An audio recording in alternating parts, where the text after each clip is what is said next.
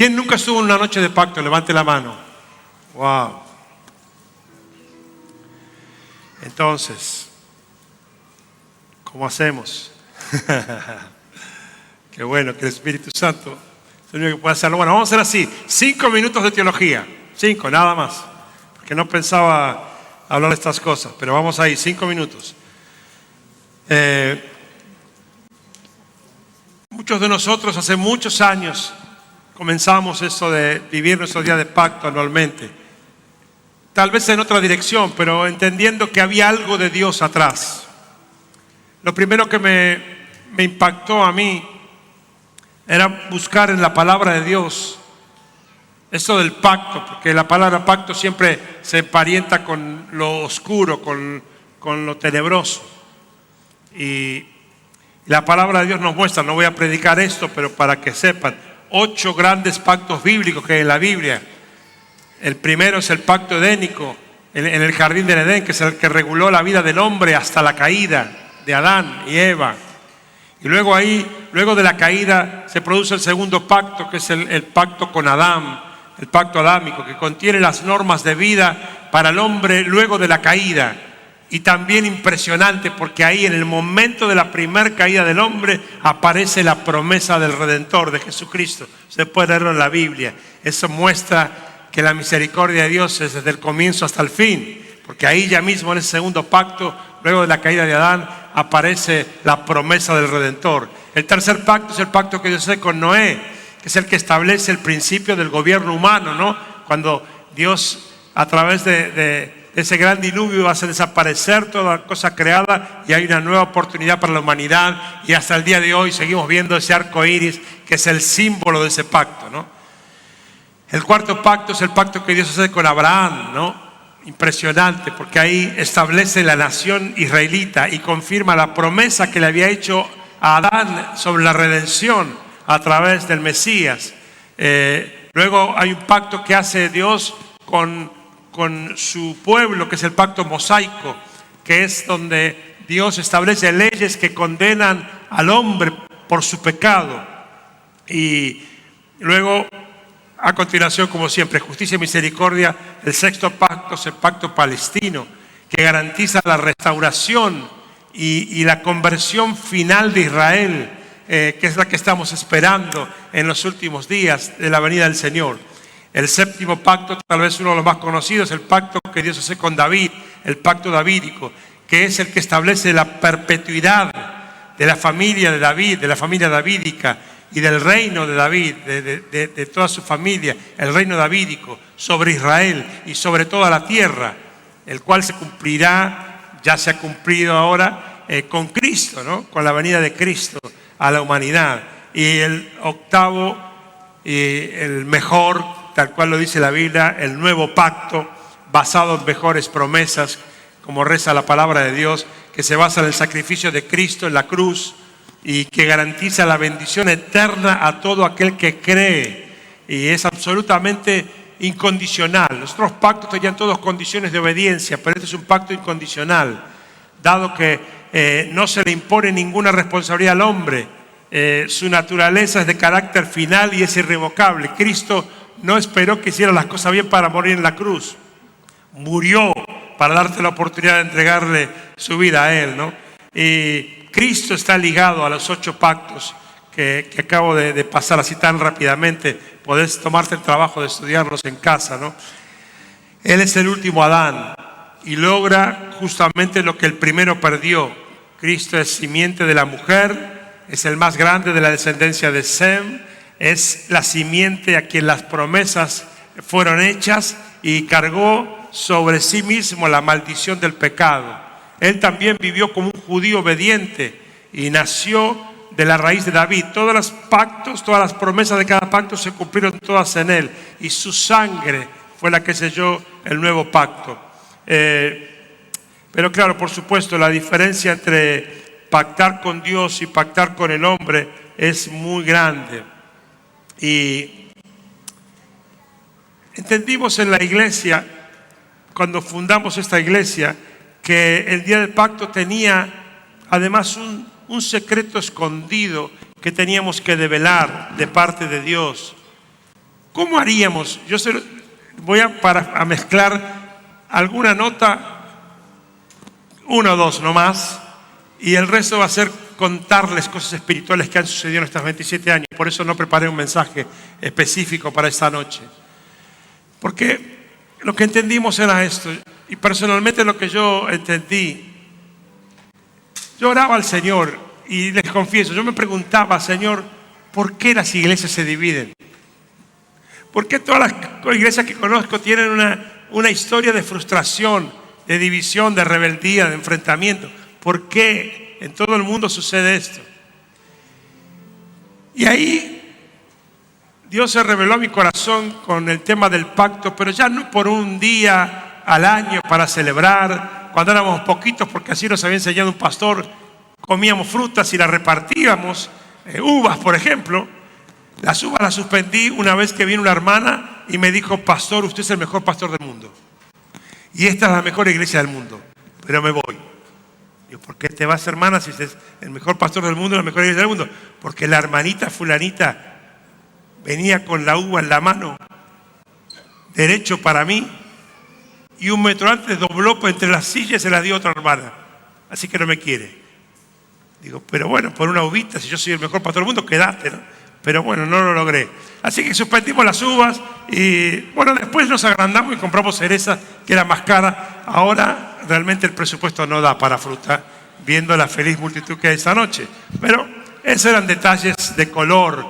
Pero yo entendí que teníamos que lograr ubicar el tema de la unidad de la iglesia y el pacto por sobre todo lo demás.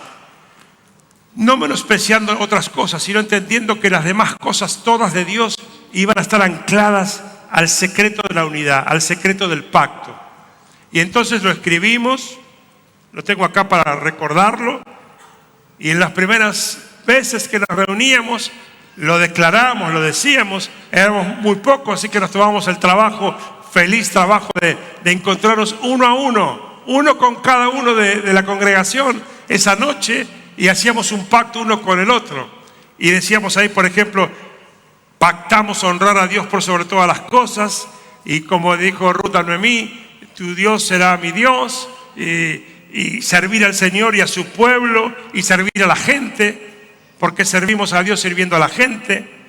Pactamos honrar a nuestros pastores y líderes, reconociendo su autoridad espiritual, defender la unidad del cuerpo, entendiendo por la palabra de Dios que nuestra lucha no es contra sangre y carne, sino contra potestades espirituales.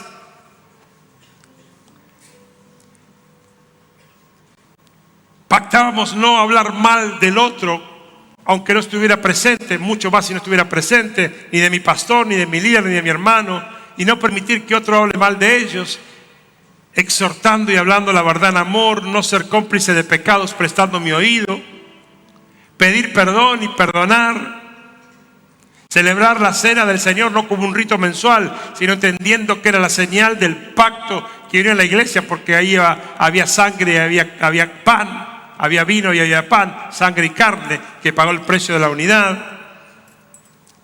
Que pactábamos sostener la iglesia y todo lo que vendría después, todos los proyectos de lo que Dios nos iba a dar, íbamos a sembrar, y así pasó. Hoy parece tan sencillo, pero es impresionante lo que ha sucedido hasta acá. Servir al Señor con mis dones, no solamente ser un espectador, sino un protagonista. Y terminaba ese pacto diciendo, entendemos que nuestro único adversario es el diablo, por lo tanto pactamos defender la unidad de la iglesia por sobre todo interés personal. Recuerdo que una vez hicimos espaditas, arquitos y cinturones. No, capitas y cinturones. ¿Quién nos había hecho eso? Tu hermana, ¿no? Iba a decirlo, pero digo, capaz que meto la pata. Cecilia. Si estás viendo, Ceci, me acordaba de eso. Y nos entregamos cada uno.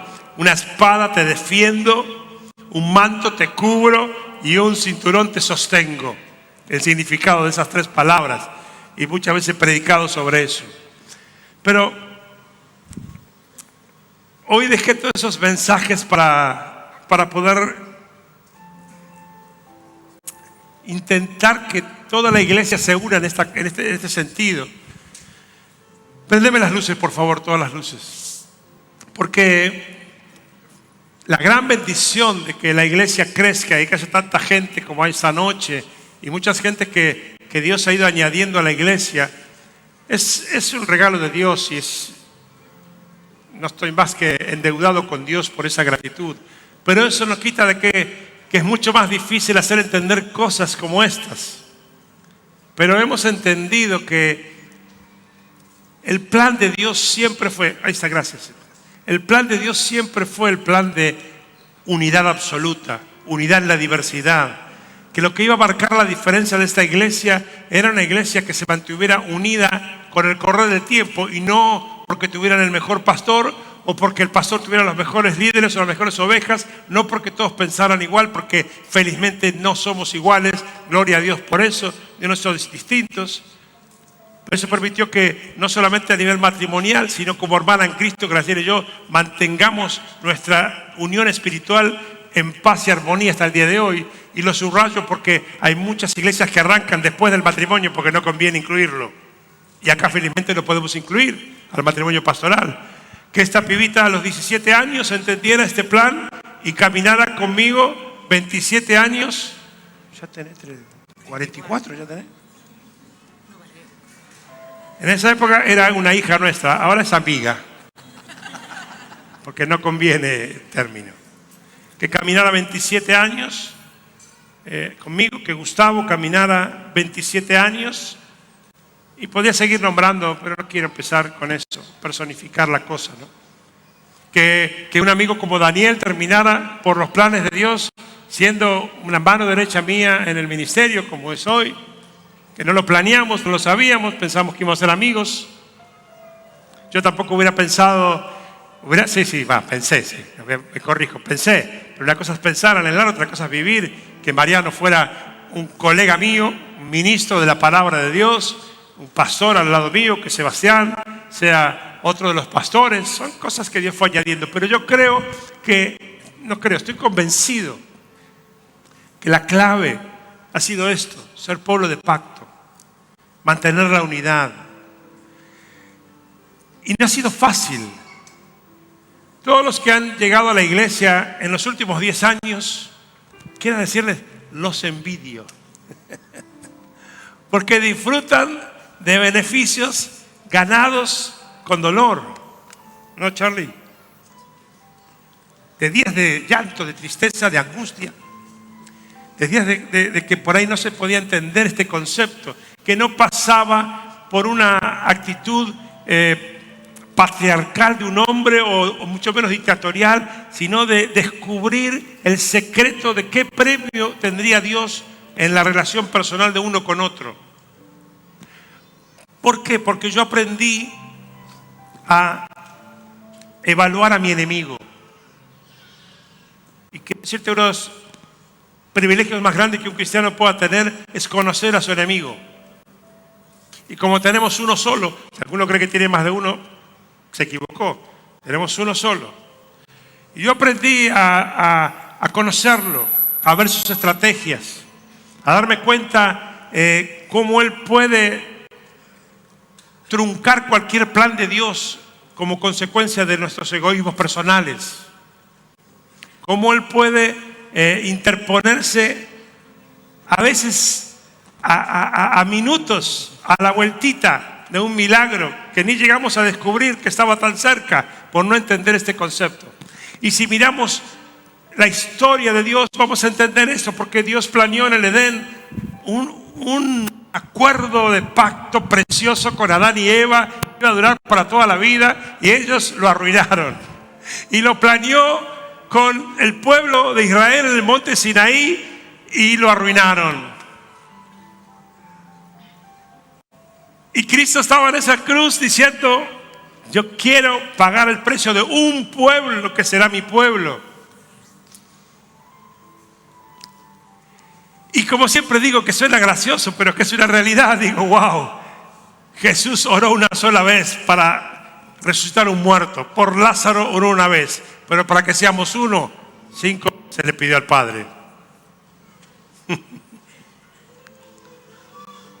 Entonces había un secreto ahí, hay un secreto ahí. Yo entendí que había un secreto ahí, que por alguna razón el enemigo trabajaba sistemáticamente en la desunión de las iglesias, en los enfrentamientos, en los egoísmos personales. Nadie se va de una iglesia diciendo que es una porquería.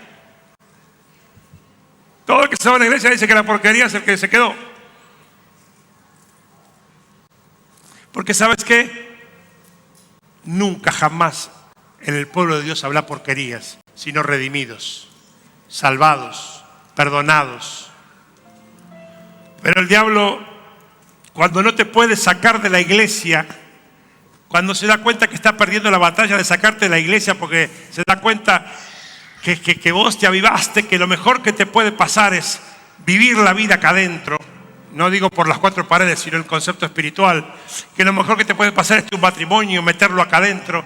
Que lo mejor que te puede pasar es que tus hijos, tus nietos crezcan acá adentro. Entonces trata de inutilizarte acá adentro. ¿Y cómo te inutiliza? Metiéndote todo lo que alimenta tu carne. Tiene una producción de bofe espectacular el diablo. Carnaza común, ¿eh? Y es imposible que vos mantengas una relación conmigo creyendo que no verás defectos en mí y yo en vos. Recuerdo, no sé si fue Danilo o Marco Barrientos, que aquí en la plataforma a los 25 años dijo: lo que más me impacta, Jorge, es que, ¿quién? Marco Barrientos, que la misma gente que estaba con vos ese primer día sigue estando. Ahora, para mí fue un tremendo elogio y una honra, pero también dije, ¿cómo puede ser posible que eso sea un privilegio, que sea lo anormal? Y es lo anormal. Yo se los digo porque tengo conocimiento de lo que hablo. Es lo anormal. Gloria a Dios, somos anormales. Porque Cristo no es normal, es sobrenatural. Y entonces entendimos que no se trataba de llevarnos bien, de soportarnos. Se trataba de descubrir el secreto de los milagros y las bendiciones que hay como consecuencia de pagar el precio de morir a los pies del otro y el otro a los pies míos, aunque no coincidamos en muchas cosas. En lo personal, yo tuve que renunciar a una iglesia pastorcéntrica que hiciera solamente lo que el pastor piensa, dice y hay que hacer, que es mucho más fácil de gobernar, pero mucho más limitada en los regalos del Espíritu Santo. Y entender que las cosas se hacen iguales o mejores, aunque se hagan de otra manera. Esto va para mi persona y para todo el resto de la congregación. Y descubrimos eso. Por eso es que yo, para los que no me conocen, yo no tengo problema con los errores. Bueno sería creerme pastor de una iglesia de personas sin errores. No tengo problema con los errores, pero soy innegociable para las divisiones de la iglesia, para los enfrentamientos, para las críticas. Soy el peor pastor de la tierra. No te me aconsejo. No te me aconsejo para eso. Yo no negocio con el pecado, con nadie. Con nadie. Con nadie. Y no lo voy a hacer nunca porque tengo temor de Dios. Pero nadie tiene permiso para tocar un hijo o una hija de Dios en esta congregación. Y menos si está sentado a algunos metros de ella. Pero no porque yo sea un ciego defensor de las personas de esta iglesia. Soy un ciego defensor del plan de Dios de unidad para la iglesia. Porque amó tanto Dios a la iglesia que dio su vida por ella. Y si Jesús fue capaz de dar la vida para que seamos uno, no hay nada ni nadie que me pueda hacer entender que yo permita algo de eso. Aquí hay mucha gente que Dios la ha traído de otras iglesias. Si Dios te trajo, aleluya, gloria a Dios, quédate para siempre. Si te trajo el Señor. Pero sabe que esta es una característica del corazón de esta iglesia, del ADN de esta iglesia. Nacimos uno y vamos a morir uno. Porque entendimos que hay riquezas ahí, maravillosas riquezas. Y cuando yo defiendo a alguien No lo defiendo porque crea que sea perfecto. Lo defiendo por este concepto de que a mí me corresponde agradar a Dios y no a la gente. Y a Dios le agrada que yo pague cualquier precio con tal de defender la unidad de la iglesia. Por eso en esta iglesia algunos preguntan: ¿qué tienen ustedes? ¿Por qué se llevan bien los pastores? ¿Cómo no se critican? No es porque somos muy buenos, somos muy vivos. Sabemos de qué manera atraer el corazón de Dios para bendecirnos. Hemos aprendido la cultura de la honra. Hemos aprendido que honrar al otro y reconocer sus dones es para beneficio de la casa de Dios y para beneficio de mi vida personal. Que competir me debilita, pero honrar me enaltece. Feliz cumpleaños. Entonces, por eso el pueblo de pacto no es una palabra más. Y yo la he predicado 80 veces. Por eso quise dar una señal. El día que dije no va a estar ahí, va a estar arriba de todo lo que Dios esté hablando. Porque todo lo que Dios nos va a dar como palabra no lo vamos a poder llevar a la acción y a la realidad si no mantenemos este pacto. Y eso ha hecho de esta iglesia una iglesia modelo en la cultura de la honra, del respeto al otro, de no celarnos, no competir. Algunos me dicen: che, pero anda con mami, mi amor, anda con mami. Algunos me dicen: che, pero tu hijo tiene 3 libros y hasta el pastor Daniel tiene libro. Y vos cuando escribís, digo, dejá que escriban ellos, que lo hacen muy bien. ¿Cuál es el problema? No sé si algún día escribiré uno o no, no lo sé. Pero digo, uno aprende a disfrutar de la diversidad de dones y capacidades que Dios le da a cada uno. No necesitamos ningún protagonismo personal. Si los pastores, mis discípulos, dijeron una característica mía, creo que por lo único que los retos cuando los veo ser protagonistas de algo. Oye, yo nunca te enseñé eso. El protagonismo debe ser Jesús y la iglesia, porque Dios ama a la iglesia, Dios bendice a la iglesia, y a las personas que estamos dentro de ella nos llena de favores y misericordia, pero porque estamos dentro de ella. Fuera de ella no duramos un minuto. Porque Dios planeó la iglesia, murió por la iglesia y va a venir a buscar a su iglesia. ¡Aleluya! Ahora, yo quiero adorar esta noche. Entonces, quiero leerles un texto que todos conocen seguramente.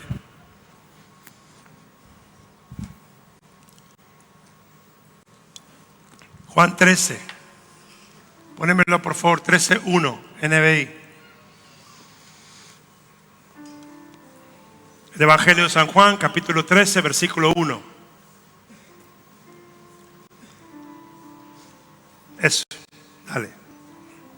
Se acercaba la fiesta de las Pascuas.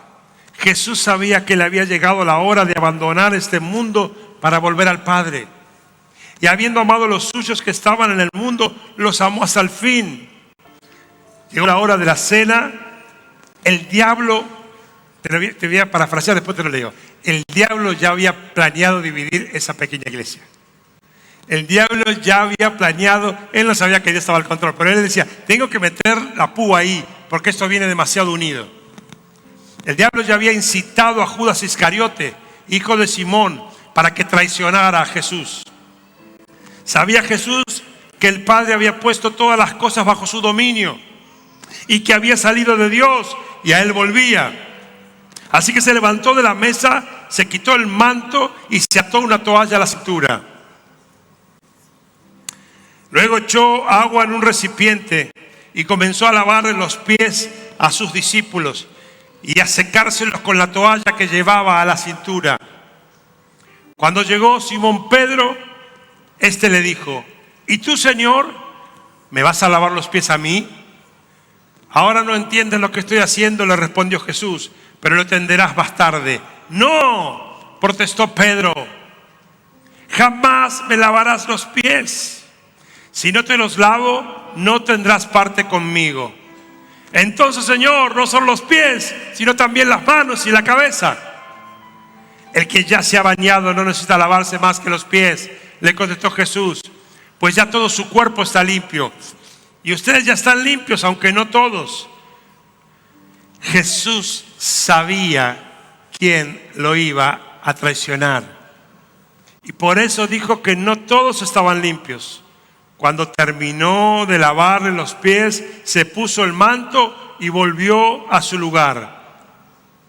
Entonces les dijo, ¿entienden lo que he hecho con ustedes? Ustedes me llaman maestro y señor y dicen bien, porque lo soy. Pues si yo, el Señor y Maestro, les he lavado los pies, también ustedes deben lavarse los pies los unos a los otros.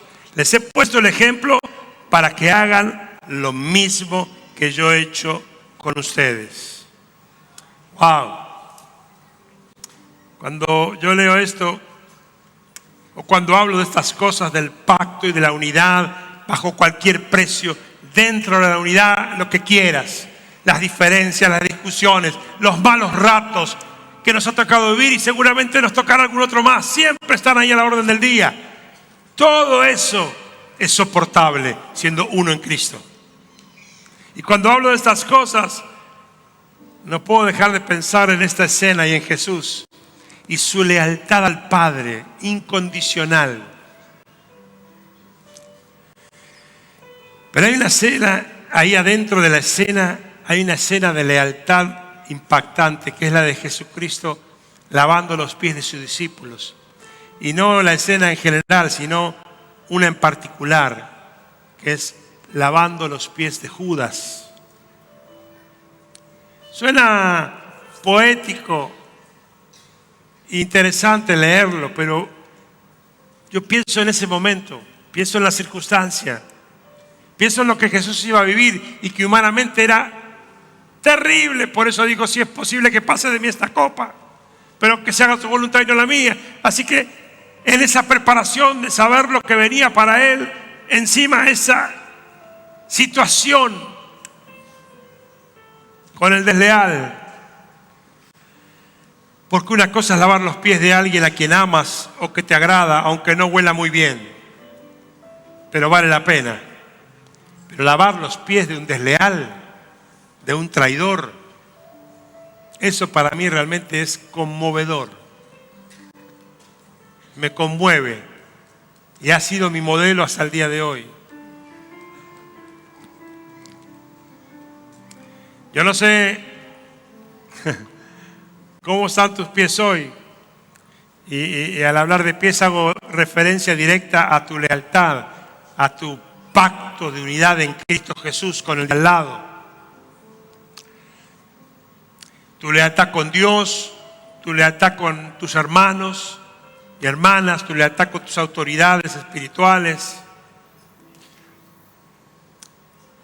Solo Dios y vos tienen la respuesta a eso, ¿no?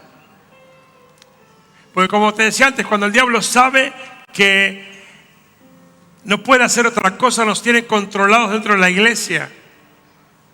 Cuando ve que sus esfuerzos y estrategias de apartarnos de la casa de Dios no resultan, entonces nos carnaliza, nos pone visores para ver los errores y los defectos de palabra o de hecho de cada uno que interactúa conmigo.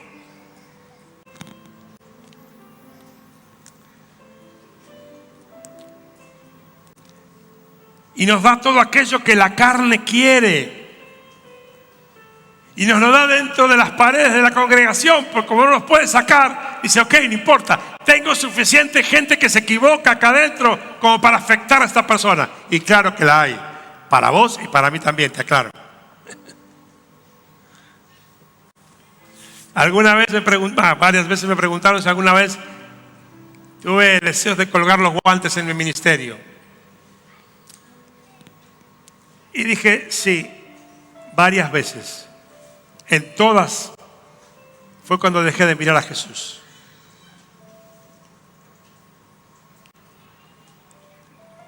Ningún argumento hubiera sido válido. En todas las ocasiones, por encima de los argumentos que tuve, fue porque había dejado de mirar a Jesús. Porque cuando lo miro a Él, en definitiva, El objetivo del diablo es que no armonicemos con el plan de Dios de salvar vidas, de arrebatar vidas del infierno. Uno en Cristo para que el mundo crea. No habrá mejor método de evangelismo que ese, la unidad de la iglesia. No sé, estoy pensando que tal vez vos quisieras vivir esa escena, ¿no? Que Jesús venga y te lave los pies como lo hizo con Judas. Porque sea pequeña o grande, por ahí tu deslealtad o tu egoísmo, o tu crítica hacia otra persona, Dios conoce lo que hay en tu corazón. Y quiero decirte que Dios está presente como Cristo en esa escena, esta noche, en este lugar, para lavarte los pies. Porque Él es el único que sabe dónde puede morar una raíz de amargura en tu corazón o en mi corazón, o de fastidio, de enojo, para con Él o para con cualquiera de los que estamos aquí, o por ahí ni está aquí esta noche. Él conoce todo espíritu de rebeldía, todo espíritu de celos, de competencia, de envidia, de enojo.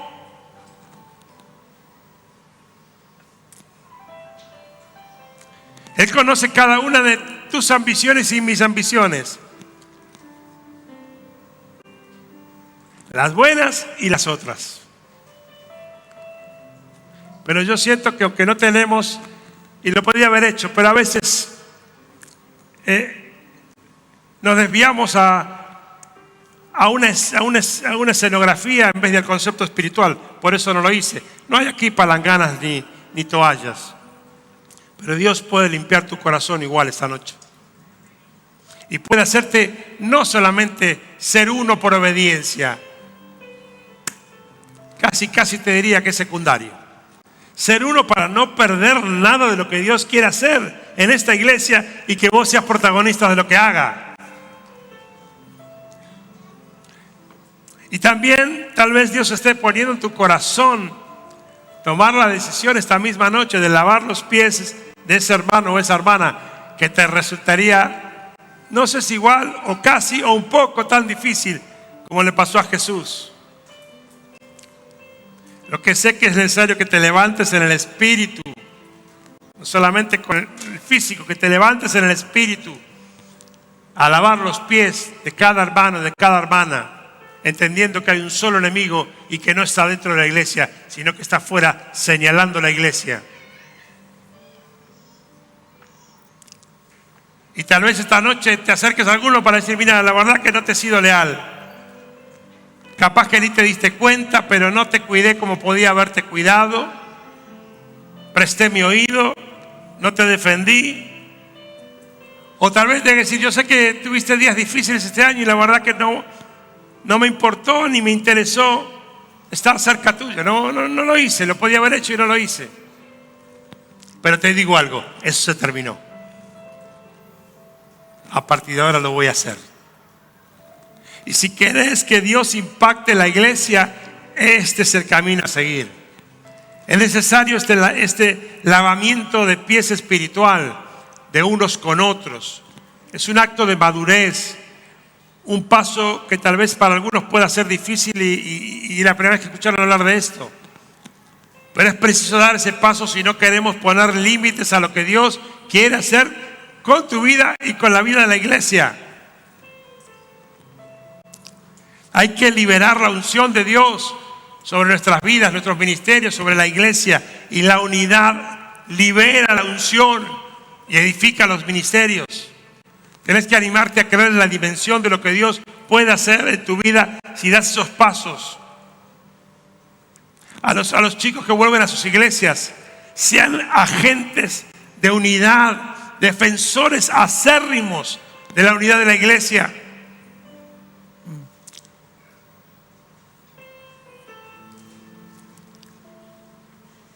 Hay que entrenarse para ser pueblo de pacto. Esta es la clave. Porque Dios dice que si sos pueblo de pacto, Él te llevará a una dimensión de amor, de lealtad y al mismo tiempo de cobertura y de cuidado como nunca viviste. Él hará milagros increíbles sobre tu vida. Yo lo declaro en el nombre de Jesús. Y termino parafraseando algo.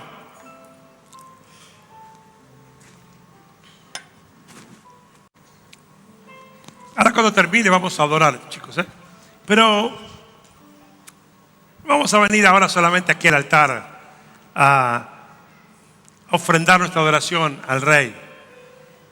Vamos a ofrendar nuestra adoración bendiciendo a alguien, acercándose a alguien, rompiendo filas, haciendo un barullo y un murmullo que a Dios le agrade. Mira, yo tengo tan sellado la importancia que tiene para Dios la unidad, que yo sé que manifestaciones de unidad de esta índole captan la atención de Dios como pocas cosas en la vida de una iglesia. Se puede tener impresionantes ministerios y grandes ideas y grandes proyectos, pero cuando Dios ve que pagamos cualquier precio para ser uno en Cristo, wow, Dios sabe lo difícil que es eso. Por eso estaban dos ahí en la cárcel y en vez de protestar, te dije que no hablaras tanto, que nos iban a meter en cana, Pablo. ¿Por qué no aflojaste un poquito? En vez de decir, hiciste el espiritual y mira dónde estamos. En vez de empezar a discutir, se pusieron de acuerdo. Eran uno en Cristo. Y creo que es lo único que podemos hacer. Y vamos a cantarle al Señor. ¿Qué otra cosa? Lo demás será pérdida de tiempo. Lo demás será negocio para el diablo. Vamos a ponernos de acuerdo a cantarle al Señor. Y los cerrojos se rompieron. Y las puertas se abrieron. Y todo el mundo vio la gloria de Dios en ese lugar. ¿Puedes venir, Mariano, por favor? Daniel, Graciela, Jimena, Gladys. ¿Sebastián se fue, Paula? Paula, ¿Sebastián se fue? Está con el bebé. Me gustaría si puede venir Sebastián también. Ellos presiden las iglesias del encuentro junto conmigo.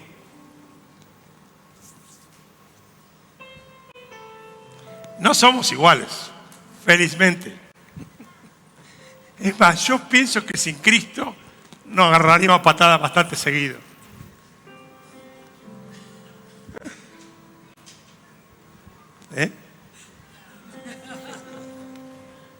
¿Cómo me pegarían, no? Si no fueran...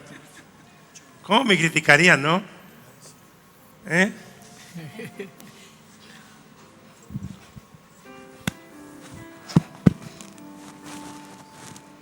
quiero.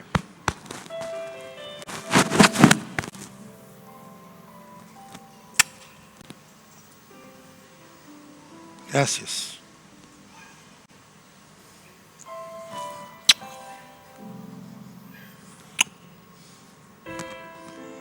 Te amo. Gracias por cuidarme tanto, Timmy. Gracias. Gracias, hijo. Gracias. Gracias, pastor. Te amo, hijo.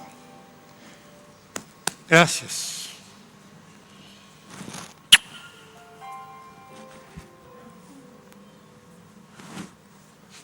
Quería parafrasear esto para terminar. Quería sacarle el copyright a Josué. En el capítulo 24, versículo 15, no hace falta que lo busquen arriba. Josué dijo algo que todos hemos escuchado alguna vez, ¿no? Cuando él dijo, escogeos a quién servir. Pero yo y mi casa, ¿qué dijo? Serviremos al Señor.